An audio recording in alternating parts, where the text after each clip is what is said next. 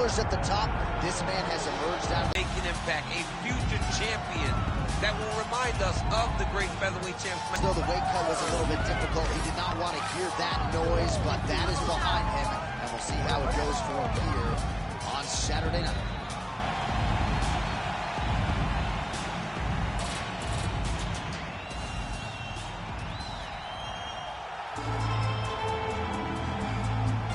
UFC debut at UFC 180 back in 2014, and for my money, he has largely lived up to that. Yeah, he's lived up to expectation. I remember when we met Yair on The Ultimate Fighter Latin America, right away you understood that there was a star quality about this kid, but also an ability to just be free inside of the octagon, and it shows in his performances.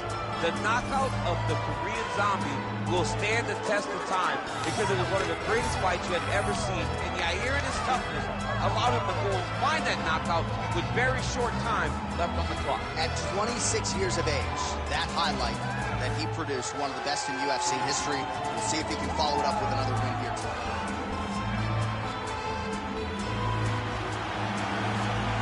Yair Rodriguez, ready to engage in another high-profile matchup here tonight.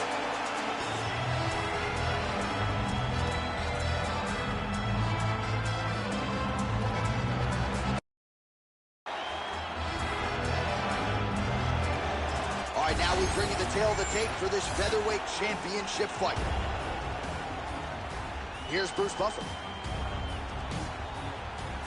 Ladies and gentlemen, this is the main event of the evening.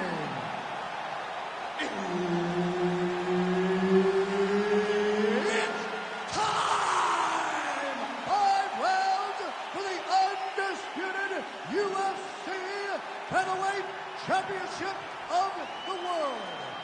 Introducing first, fighting out of the blue corner, presenting the challenger, Diego Lopez. And now introducing the champion, fighting out of the red corner, presenting the reigning, defending, undisputed UFC Featherweight Champion of the world, yeah, El Pantera Rodriguez. Herb Dean is your referee. He's the third man in the octagon tonight. Good. Well, he came off the Ultimate Fighter Latin America and almost immediately vaulted into featherweight contention. A Taekwondo black belt, great kicking game, but the submission skills are there as well. Yair Rodriguez, a 4-time UFC bonus winner. Must-see TV, very much a fair assessment of this young man who has them excited in Mexico and beyond. Rodriguez is bleeding from the mouth now, a cut there on his lip. That doesn't look like fun. All right, so 1 minute into the fight, certainly a lot of respect on both sides, but a lot more respect in action, at least thus far. Yeah, boo, I'm boo. I'm not even surprised. I gotta catch myself. You need to go in there and fight. Come on, man, it's a video game. Somebody do something. Go forward and fight.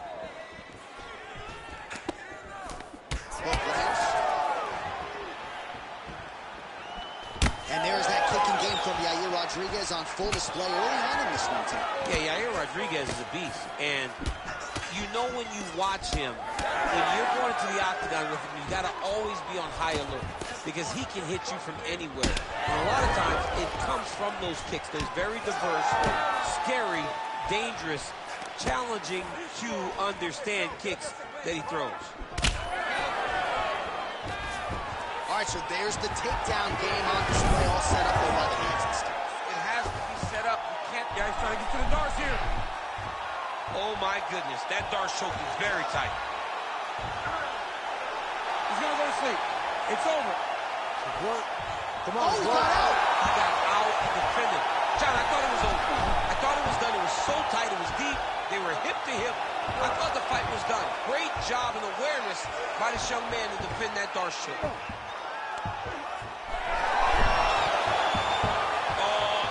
Trouble.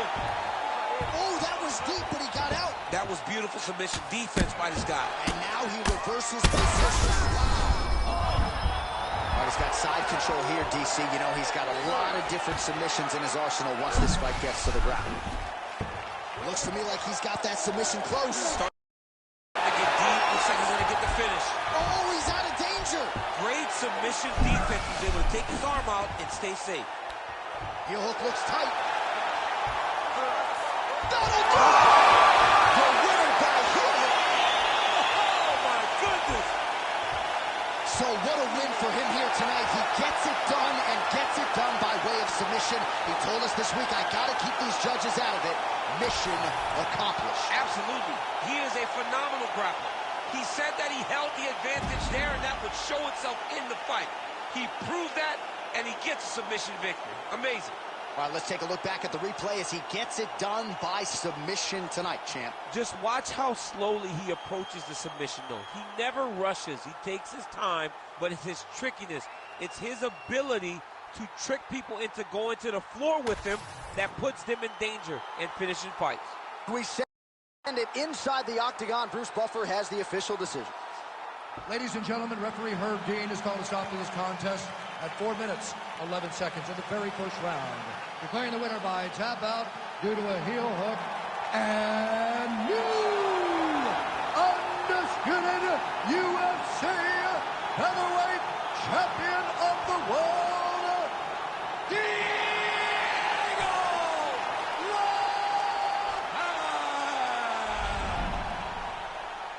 Well, how about it, ladies and gentlemen? There he is, the new king at 145 pounds, becoming the UFC featherweight champion tonight, and by way of submission, I might add. Incredible, incredible result here tonight, and now he's celebrating.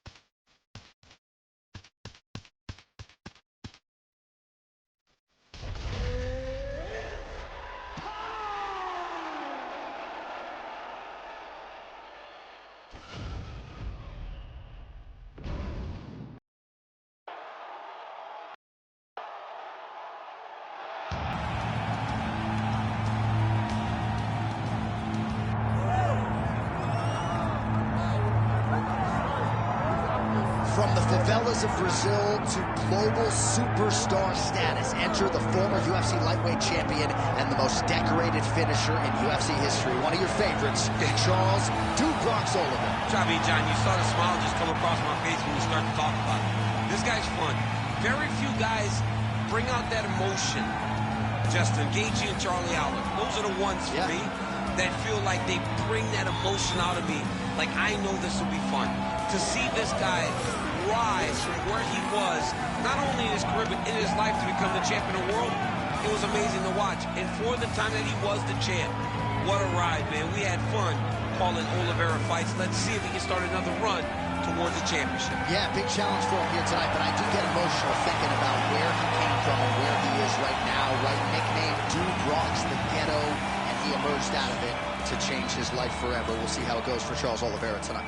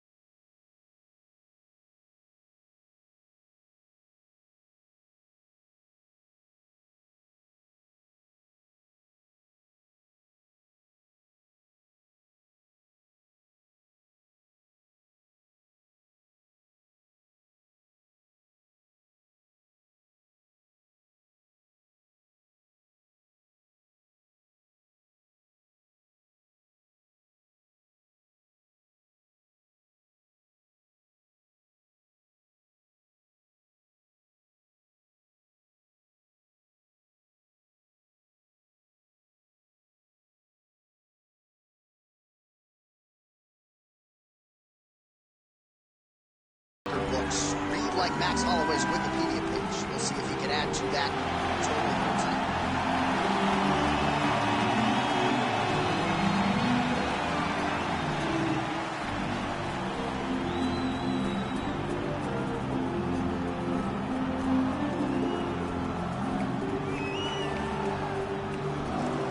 Our tail of the tape for this lightweight championship fight. All right, now for the official introductions. We go inside the octagon to Bruce Buffer. Ladies and gentlemen, this is the main event of the evening.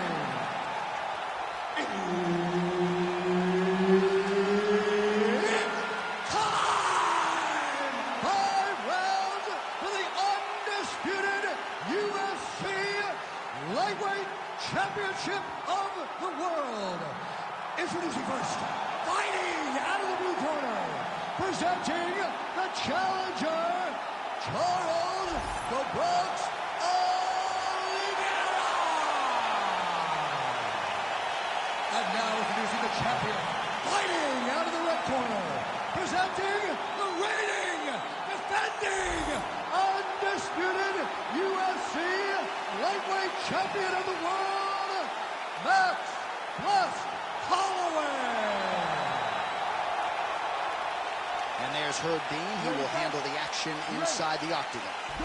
Well, thank the heavens the UFC was able to put this fight back together, because Max Holloway and Charles Oliveira fought in a main event in Saskatoon, Saskatchewan, Canada, back in 2015. There was an injury to Bronx early.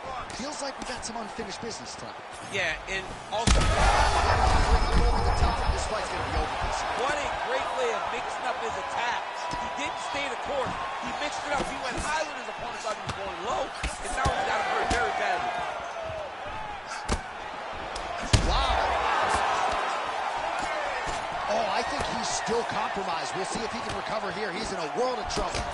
Holloway's bleeding from the mouth, Daniel. Looks as though there's a cut on his lip. Thankfully, he's a lot tougher than I am. Power shot landing on both sides. And the chins continue to hold up.